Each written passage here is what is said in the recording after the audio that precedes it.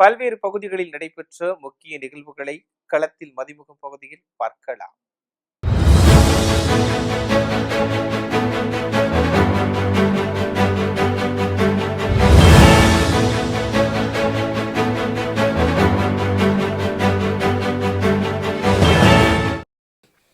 திருவள்ளூர் மாவட்டம் ஆண்டார்குப்பம் கிராமத்தில் அமைந்துள்ள பழமை வாய்ந்த அருள்மிகு ஸ்ரீ பாலசுப்பிரமணிய சுவாமி திருக்கோவிலில் ஸ்ரீ வள்ளி தேவசேனா சமேத சுப்பிரமணிய சுவாமி திருக்கல்யாணம் நடைபெற்றது.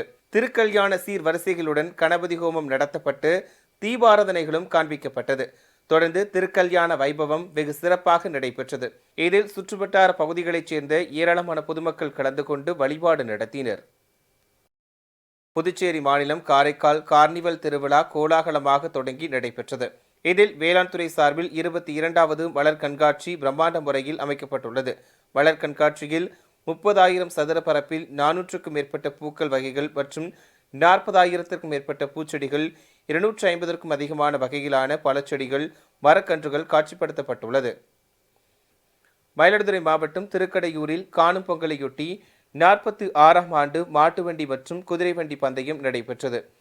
திருக்கடையூர் முதல் தரங்கம்பாடி வரை 10 கிலோமீட்டர் தூரத்திற்கு நடைபெற்ற இந்த பந்தயத்தில் பல்வேறு மாவட்டங்களைச் சேர்ந்த மாடு மற்றும் குதிரை வண்டிகளுடன் வீரர்கள் கலந்து கொண்டனர். முதல் போட்டியாக சின்ன மாட்டு வண்டிகளுக்கான போட்டிகள் நடைபெற்றது. இந்த போட்டியினை பூம்புகார் சட்டமன்ற உறுப்பினர் நிவேதா முருகன் கொடியசைத்து துவக்கி வைத்தார்.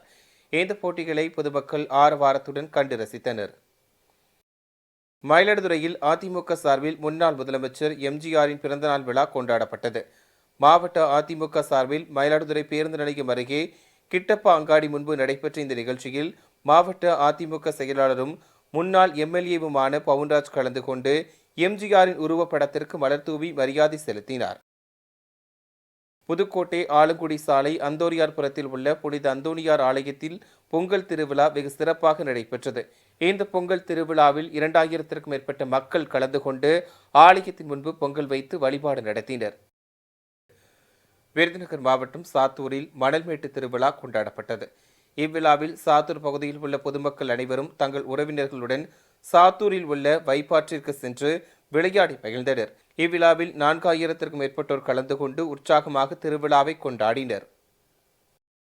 திருப்பத்தூர் மாவட்டத்தில் அதிமுக நகர கழக செயலாளர் டி குமார் தலைமையில் முன்னாள் முதலமைச்சர் எம்ஜிஆரின் பிறந்தநாளை முன்னிட்டு 1000 பேருக்கு அன்னதானம் மற்றும் இனிப்புகள் வழங்கும் நிகழ்ச்சி நடைபெற்றது.